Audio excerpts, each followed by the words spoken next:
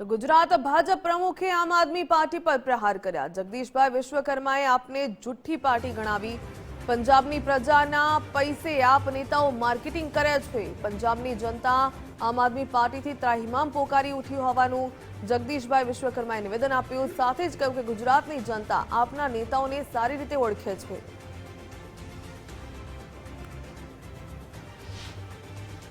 ભગવત માન આપના મુખ્યમંત્રી એમના નેતા કેજરીવાલો ગમે તેવા બણગા ફૂંકતા હોય પણ પંજાબની જનતા ત્રસ્ત છે, ત્રાહિમામ છે અને ખેડૂતોના ટેકાના ભાવની ખરીદીના રૂપિયાથી એ દેશની અંદર માર્કેટિંગ કરવા નીકળ્યા છે। કેજરીવાલ અને ભગવત માન આ માત્ર અફવા ફેલાઈ રહ્યા છે।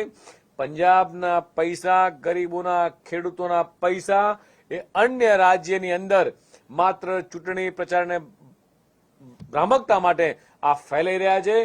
એમને ક્યારેય ગુજરાતની પ્રજા સ્વીકારશે નહીં। આ ગુજરાતની પ્રજા બંને બહુરૂપિયાઓને ખૂબ સારી રીતે ઓળખે છે।